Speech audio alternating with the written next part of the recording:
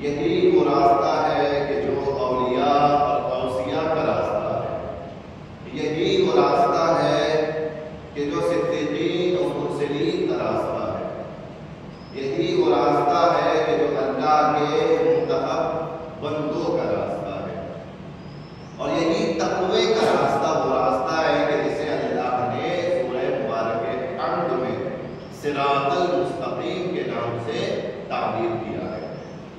کہ قرآن مجید میں پہلے ہی سورہ میں پروردگار عالم جسے فاتحۃ الکتاب کہتے ہیں، سورہ فاتحہ، اس سورہ میں ارشاد فرما رہا ہے اهدنا الصراط المستقیم، کہ اے پروردگار ہمیں صراط مستقیم پر چلا۔ یہ صراط مستقیم کچھ اور نہیں ہے، صراط مستقیم تقوی کا راستہ ہے، وہ راستہ کہ جن پر نعمتیں نازل ہوئی ہیں ان لوگوں کا راستہ ہے۔ وہ کون لوگ ہیں کہ جن پر اللہ نے اپنی نعمتوں کو نازل کیا ہے؟ اولئک الذین انعم اللہ علیہم من النبیین والصدیقین والشہداء والصالحین وحسن اولئک رفیقا۔ یہ چار قسم کے لوگ ہیں اللہ نے جن پر اپنی نعمتیں نازل کی ہیں، اور انہی چار قسم کے لوگوں کے راستے پر ہمیں چلنا ہے۔ میں من النبیین، پہلی قسم ہے انبیاء، انبیاء پر اپنی نعمتیں اللہ نے نازل کی ہیں، طرح طرح کی نعمتیں اللہ نے اپنے نبیوں کے اوپر نازل کی۔ والصدیقین، اور اللہ کے صدیق بندے، سچے بندے جو گزرے ہیں ان پر پروردگار عالم نے اپنی نعمتوں کو نازل کیا ہے۔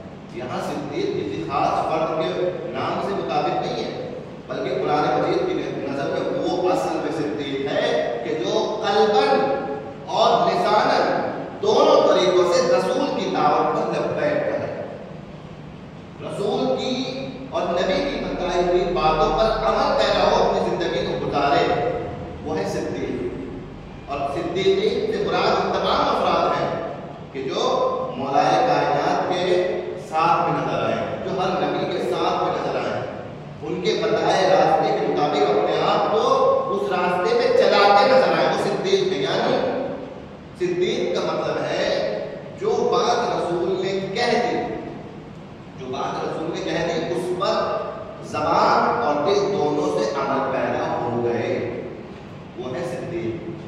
لہذا اگر دیکھا جائے تو رسول خدا اور ان کے سامنے سب سے پہلے کون ایمان لایا اور کس نے رسول کی بات کی تصدیق کی؟ حضرت امیر کائنات حضرت علی ابن ابی طالب علیہ السلام۔ تو پروردگار عالم نے جن پر اپنی نعمتیں نازل کی، پہلی قسم کے لوگ انبیاء، دوسرے صدیقین، تیسرے شہداء، تیسرے شہید لوگ۔ اللہ نے اپنی نعمتیں شہیدوں پر نازل کی ہیں۔ اللہ نے کبھی بھی یہ نہیں کہا ہے کہ تم میرے راستے میں چلو اور میں تمہاری جان کی گارنٹی لیتا ہوں، حفاظت کروں گا، کبھی یہ نہیں کہا۔ نہیں، شہداء اور اللہ کی نعمتیں شہداء پر، یعنی بتا رہا ہے کہ ہر زمانے میں تمہیں شہادت بھی دینی پڑے گی۔ یہ نہیں کہ میں اگر ایمان پر ہوں تو میں اپنی جان کو سب سے قیمتی سمجھوں کہ نہیں میری جان سب سے قیمتی ہے، مجھے اپنی جان بچانی ہے، اپنے گھر والوں کی جان بچانی نہیں۔ پروردگار عالم کہہ رہا ہے کہ تمہاری جانوں سے زیادہ میرا دین قیمتی ہے، میری شریعت قیمتی ہے۔ تم اپنی جانوں کی حفاظت کرنے کے لیے واقعہ تم اپنی جانوں کی حفاظت کرنے کے لیے ذمہ دار ہو کہ اپنی جان کی حفاظت کرو، لیکن جہاں دین پر حرف آ جائے، جہاں دین کا مسئلہ آ جائے، وہاں اپنی جانوں کو قربان کر دو۔ تمہاری جانوں کی قیمت اتنی نہیں ہے جتنی دین کی قیمت ہے، کیونکہ یہ وہی دین ہے کہ جس کے لیے حسین جیسے نے اپنی جان قربان کر دی، اپنے بچوں کو قربان کر دیا۔ والشہداء والصالحین، پھر چوتھی قسم آتی ہے صالح بندوں کی، جو نیک اعمال کرنے والے ہیں۔ یہ چار قسم کے لوگ ایسے ہیں جن پر اللہ نے اپنی نعمتیں نازل کی ہیں۔ ان چاروں قسم کے افراد کو اگر ہم سمجھ گئے تو صراط الذین انعمت علیہم کو سمجھ جائیں۔ اور پھر دو قسم کے لوگ ایسے ہیں جو مغضوب علیہم ولا الضالین ہیں۔ علماء مفسرین کہتے ہیں کہ مغضوب علیہم سے مراد یہودی ہیں جن پر اللہ غضب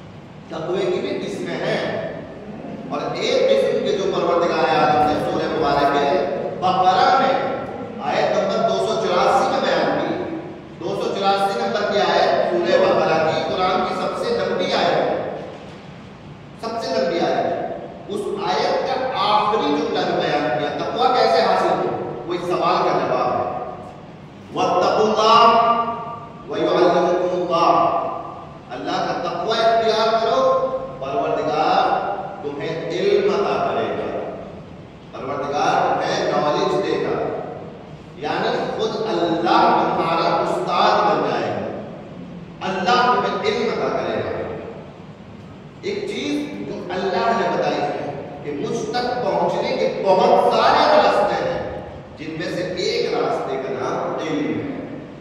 ایک راستہ علم ہے. علم کے ذریعے بھی اللہ تک پہنچا جا سکتا ہے. عبادت کے ذریعے بھی اللہ تک پہنچا جا سکتا ہے. شکر و صبر کے ذریعے بھی اللہ تک پہنچا جا سکتا ہے. لیکن جب انسان علم کا راستہ اپناتا ہے تو یہاں پروردگار خود انسان کا استاد ہو جاتا ہے. اور یہی وہ چیز ہے جو علم اور تقوی کا گہرا رابطہ اور گہرا رشتہ آپس میں ہے. اسی لیے مولا کائنات حضرت علی بن ابی طالب علیہ السلام کا صلاۃ ارشاد فرماتے ہیں کہ متقی افراد کی صفت یہ ہے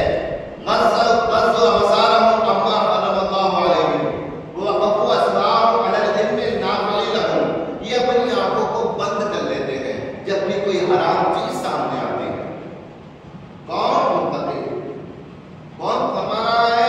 مولا کائنات امین المتقین امام المتقین کو بیان فرما رہے ہیں متقی کے بارے میں.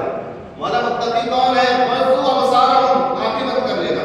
اما حرم اللہ علیہ جب بھی کوئی ایسا منظر آپ کے سامنے آئے گا کہ جو حرام ہے آنکھوں کو بند کر لے گا. وہ وقفوا اسماءهم اور اپنے کانوں کو وقف کر دے گا. علی العلم النافع لهم ایسے علم کے لیے کہ جو علم اس کے لیے مفید ہے. وقف کرنا کسے کہتے ہیں؟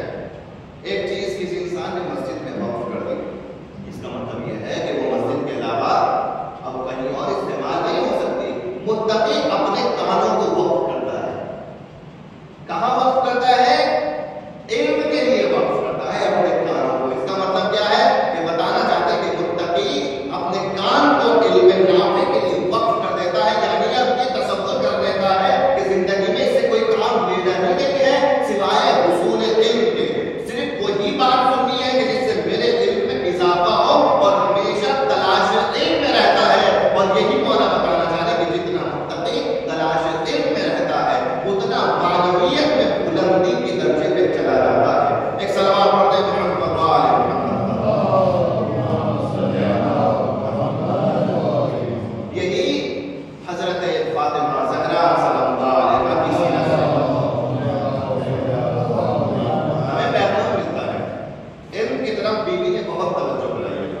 علم اور اتنی توجہ کہ عزیزان محترم خود بھی عالمہ ہے. کیا درجہ ہے حضرت زہرا کے علم کا؟ کائنات میں کسی نے دعویٰ سرونی نہیں کیا سوائے مولا کائنات کے. منبر کوفہ سے سرونی کا دعویٰ کیا کہ جو پوچھنا ہے پوچھ لو.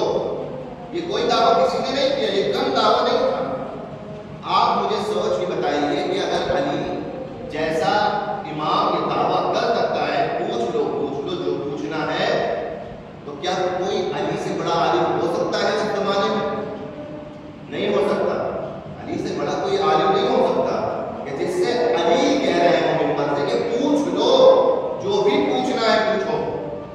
یہ دعویٰ کسی نے نہیں کیا مگر یہی علی بیان کرتے ہیں کہ میں جب گھر میں داخل ہوا تو حضرت زہرا سلام اللہ علیہا مصلی عبادت پر بیٹھی ہوئی تھی اور ایک عجیب کیفیت تھی, ایک روحانی کیفیت حضرت زہرا کے اوپر تاری تھی. اور جب اس کیفیت میں نے زہرا کو دیکھا, یہ کیفیت بھی عجیب ہے. دیکھیں یہ بھی مولا کی حدیث ہے کہ حضرت زہرا کا نور مولا کائنات کے لیے پورے دن میں 3 الگ الگ کیفیت سے چمکتا تھا. صبح کو کوئی اور کیفیت بیوی کی ہوتی تھی, دوپہر میں کوئی اور کیفیت اور شام میں کوئی اور کیفیت ہوتی تھی. ایک ایسی کیفیت تاریخ تھی کہ جو مولا کائنات نے آج سے پہلے کبھی نہیں دیکھی تھی.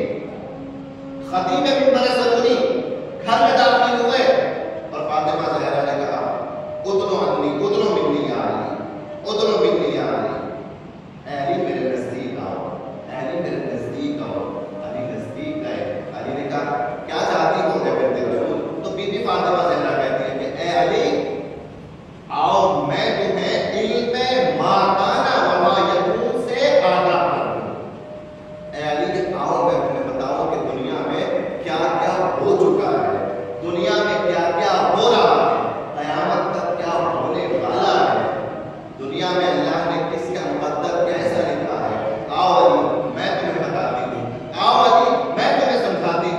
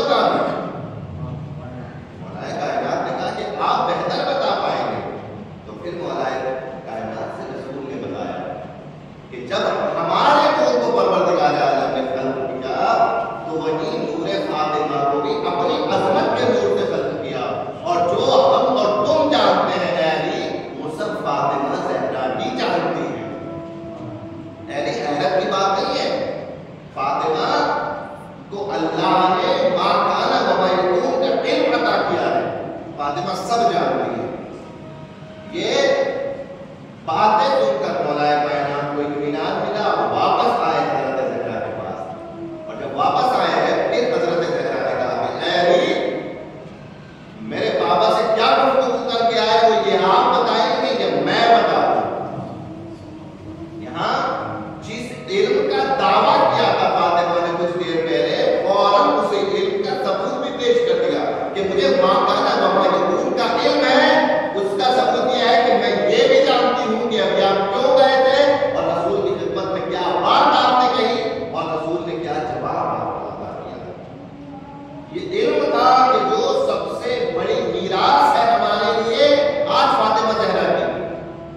بھلے کہ فاطمہ زہرا کو اپنی میراث نہ ملی ہو حکومت سے، لیکن فاطمہ زہرا نے جو میراث چھوڑی علم کی شکل میں وہ تمام کائنات کے لیے، تمام شیعوں کے لیے موجود ہے. اور کتنا پسند تھا بی بی فاطمہ کو کہ لوگ علم حاصل کریں، لوگ دین کی تعلیم حاصل کریں. لہذا ایک خاتون آتی ہے بی بی کی خدمت میں، کچھ سوالات لے کر آتی ہے اور یہ روش آپ کو ملے گی. بہت ساری روایات ہیں، یہ روش آپ کو ملے گی، یہ سیرت حضرت زہرا کی ملے گی کہ خواتین آتی ہیں مسائل پوچھنے کے لیے. طلب العلم فریضۃ علی کل مسلم و مسلمہ، علم کا حاصل کرنا ہر مسلمان مرد پر بھی واجب ہے، ہر مسلمان عورت پر بھی واجب ہے. مگر جہاں علم کی بات آتی ہے وہاں دو چار مسئلے کبھی کبھی آدمی پوچھ لیتے ہیں مولاناؤں سے، مگر خواتین اس طرف توجہ نہیں دے پاتی کہ ہمیں بھی علم کی ضرورت ہے. سب سے زیادہ ضرورت خواتین کو ہوتی ہے کہ وہ دین سے آگاہ ہوں. لہٰذا بی بی کے پاس آتی ہے، کبھی کوئی خاتون آتی ہے کوئی اور قصے اور کوئی اور داستان میں، کبھی کوئی بی بی آتی ہے اس کے ساتھ میں اس طریقے سے بی بی برتاؤ کرتی ہے. خاتون آتی ہے جو بی بی فاطمہ زہرا کو اپنے پاس بٹھاتی ہے اور بی بی سے سوال کرتی ہے. بی بی سے ایک سوال کرتی ہے، بی بی اس کا جواب دے دیتی ہے، سمجھاتی ہے. دوسرا سوال کرتی ہے بی بی یہ مسئلہ ہے، بی بی پھر سمجھاتی ہے. تیسرا سوال کرتی ہے بی بی پھر سمجھاتی ہے. چوتھا سوال بی بی پھر سمجھاتی ہے. وہ سوال کرتی کرتی پریشان ہو جاتی ہے اور کہتی ہے کہ بی بی زہرا مجھے معاف فرمائیے گا، اس سے زیادہ میں آپ کو پریشان نہیں کرنا چاہتا. وہ اٹھ کر جانے لگے. بی بی نے اس کو روک لیا اور کہا بیٹھ جاؤ، کبھی میں اس سے زیادہ آپ کو تکلیف نہیں دینا چاہتی. بی بی زہرا نے فرمایا کہاں تکلیف ہے زہرا کو، زہرا کو کہاں تکلیف ہے، کہاں زحمت ہے. تم اگر پورے دن بیٹھ کر مجھ سے سوال کرتی رہو تو میں پورے دن تمہیں جواب دیتی رہوں گی، کیونکہ میرے لیے دنیا میں اس سے زیادہ بہتر کوئی کام نہیں ہے کہ ان لوگوں کو سکھاؤں کہ جن کو ضرورت ہے دین سیکھنے کی. مجھے اس سے بہتر کوئی کام نہیں ہے. تم جتنے سوال اتنے پوچھو، کوئی شرم کوئی حیا نہیں کرو. فاطمہ زہرا کو فخر ہوگا تمہارے سوالات کے جواب دینے میں. ایک سوال کا اگر جواب کسی انسان کو مل جائے کسی عالم کے ذریعے سے، یہ بی بی فاطمہ زہرا دکھا رہی ہے، ایک سوال کا جواب اگر مل جائے کسی عالم کے ذریعے سے تو اس عالم کے لیے، بتانے والے کے لیے کیا اجر ہے. تو بی بی فرماتی ہے کہ اس کے لیے یہ اجر ہے کہ پروردگار عالم اس کو روز قیامت نور کا لباس عطا کرے گا، نورانی لباس عطا کرے گا. اور یہاں پہ بی بی نے اپنی امت کے علماء کی فضیلت بیان فرمائی کہ میری امت کے علماء کا مقام قیامت میں سب سے عظیم ہوگا، سب سے عظیم ہوگا. اور کہہ کے بلایا جائے گا کہ کہاں ہے آل محمد کے یتیموں کی پرورش کرنے والے، ایتام آل محمد. کون ہے ایتام آل محمد؟ آل محمد کے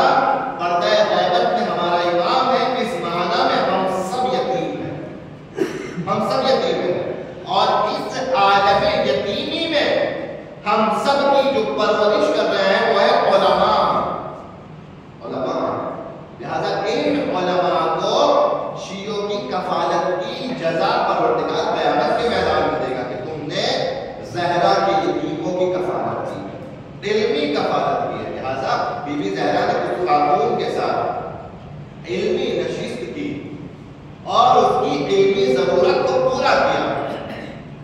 یہاں یہ دروازہ وہ نہیں ہے کہ جہاں سے فقط درہم و دینار بڑھتے ہیں، مانگنے والے کو بھوکے کو کھانا مل جاتا ہے، نہیں، یہ سب بہانہ ہے اپنے دروازے تک لوگوں کو لانے کا، تاکہ وہ اس دروازے تک آ جائیں اور اصلی مال لے کر جائیں۔ وہ اصلی مال ہے درہم و دینار نہیں ہے، وہ مال ہے علم، کہ ہمارے دروازے تک اگر آ گئے اور ہمارا دروازہ دیکھ لیا، اس دروازے سے کھانا ملا جب تم بھوکے تھے، جب تم مقروض تھے، اس دروازے سے درہم و دینار ملا، مگر جب یہ دروازہ دیکھ لیا تو یہ بھی دیکھ لینا کہ علم بھی اسی دروازے سے ملے گا، علم کے لیے کسی اور دروازے پہ مت جانا۔ حضرت زہرا کی سیرت ہمارے لیے آئینہ ہے کہ اپنے آپ کو ہم علم کے راستے پر آگے بڑھائیں۔ اور اس کے علاوہ بھی بہت سارے موقع ایسے آئے کہ بی بی زہرا نے کوشش کی کہ کسی بھی طریقے سے معاشرے کی علمی خدمت کو انجام دیا جا سکے۔ وہ محبت حضرت زہرا کو اپنے معاشرے سے تھی، لہذا جب ایک تازہ مسلمان ہوئی ہے تو یہودی خاتون، ایک یہودی گھرانہ تازہ مسلمان ہوا مدینے میں، اور اس گھرانے میں ایک نوجوان لڑکی کا انتقال ہو گیا۔ جب اس نوجوان لڑکی کا رات کو انتقال ہو گیا تو تشییع جنازے کے لیے، غسل و کفن کے لیے مدینے کی کوئی عورت نہیں آئی، کیونکہ یہودیوں سے مدینے میں خاص تعصب تھا لوگوں کو، کوئی عورت نہیں آئی۔ اور یہودی خود بائیکاٹ کر چکے تھے کیونکہ یہ مسلمان ہو گئے تھے۔ اب مسئلہ یہ تھا کہ اس لڑکی کو غسل و کفن کون دے گا، اس کے جنازے کا اہتمام کون کرے گا۔ یہ وہ موقع تھا، خاص چنندہ موقع، جب حضرت زہرا اپنے بدن کو گھر سے باہر نکال گئی۔ حضرت زہرا یہ نہیں ہے کہ ہر وقت گھر سے باہر نہیں جا رہی ہے، دیکھیے سیرت میں فقط کچھ خاص موقع ہے کہ گھر سے باہر گئی ہے۔ یہاں مولا کائنات سے اجازت لی، رسول خدا سے اجازت لی، اپنی آبا کو اوڑھا، اپنی رضا کو اوڑھا، اور بی بی فاطمہ زہرا گئی ہے اور اپنے ہاتھوں سے اسے غسل دیا، اس کو کفن پہنایا، اس کی تمام مراسم کو ادا کیا، اور اس کے بعد اپنے گھر واپس آئی ہے۔ یہ سیرت حضرت زہرا کی ہے کہ آپس میں اس طریقے سے زندگی گزارو کہ ایک دوسرے کے کام آؤ۔ حضرت زہرا اپنے آپ پر فخر کر کے ان خدمات کو انجام دینے میں، اور یہی اس سیرت سے ایک سبق اور ملتا ہے کہ یہ جتنے بھی مراسم غسل و کفن کے، جنازے کے، تدفین کے، ان مراسم میں بھی خواتین شرکت کر سکتی ہیں۔ اپنے اپنے اعتبار سے ان مراسم میں خواتین کی خدمت انجام دے سکتی ہیں۔ لہذا اگر کسی کو غسل دینے کا مسئلہ ہو تو غسل تو خواتین ہی دیں گی، اگر خاتون کو غسل دینا ہو۔ اگر کفن پہنانا ہو تو کفن میں خواتین ہی خاتون کو پہنائے گی، حنوط بھی خاتون کرے گی، یہاں کسی مرد کا کوئی کام نہیں ہے۔ اگر کسی عورت کو غسل دینا ہو، کفن دینا ہو، حنوط کرنا ہو تو تین کام خاتون کرے گی۔ تو اگر وہ کرے گی خاتون تو پہلے وہ بھی واقف ہو ان تمام چیزوں کے احکام سے، اور واقف کیسے ہوگی کہ جب اپنے آپ کو ان چیزوں کے سیکھنے کے لیے وقت دے گی۔ لہٰذا حضرت زہرا کی سیرت یہی بتا رہی ہے کہ خواتین بھی وقت نکالے، اپنے آپ کو دین سیکھنے کے راستے پر اپنے آپ کو مصروف کریں۔ جب ہم یہ حدیث پڑھتے ہیں کہ علم کا حاصل کرنا مردوں پر واجب ہے، وہیں یہ لفظ بھی ہے کہ عورتوں پر بھی علم کا حاصل کرنا واجب و لازم ہے۔ لہٰذا ایک معاشرے کی ترقی کے لیے ضروری ہے کہ مرد بھی میدان میں حاضر ہوں اور خواتین بھی اپنے اپنے طور سے خدمت انجام دیں۔ جنگ کے میدان میں رسول خدا ہے، مولا کائنات ہے، سلمان و مقدار و ابوذر ہے، تمام شجاعت کے ساتھ میں اپنے باوفا صاحب موجود ہیں، لیکن یہ جو جنگ ہو رہی ہے اسلام کی، چاہے بدر ہو چاہے احد ہو، جو بیوی کے سامنے ہوئی ہے، کیا بیوی گھر پر ہے؟ کیا بیوی اپنے گھر میں بیٹھی ہوئی ہے؟ نہیں، بیوی گھر میں نہیں ہے، وہیں بیوی اسی میدان میں موجود ہے۔ بیوی نے چچا حمزہ کے جنازے کو دیکھا ہے، اور روایت کہتی ہے کہ اس کے بعد بیوی اس قبرستان میں جاتی تھی کہ جہاں جناب حمزہ کی قبر تھی، اور باقاعدہ جا کر وہاں فاتحہ پڑھتی تھی، گریہ وزاری کرتی تھی، اور یہاں تک کہ سب سے پہلے مٹی سے تصویر جس نے بنائی فاطمہ زہرا ہے۔ سب سے پہلے کس مٹی کی تصویر بنی؟ جناب حمزہ کی قبر کی مٹی کی تصویر بنی، اور بی بی فاطمہ زہرا نے وہ تصویر بنائی۔ تو لہٰذا یہ سیرت بتا رہی ہے کہ خواتین اس طرح سے بھی ثواب حاصل کر سکتی ہیں، خواتین یہ تمام کام انجام دے سکتی ہیں، اگر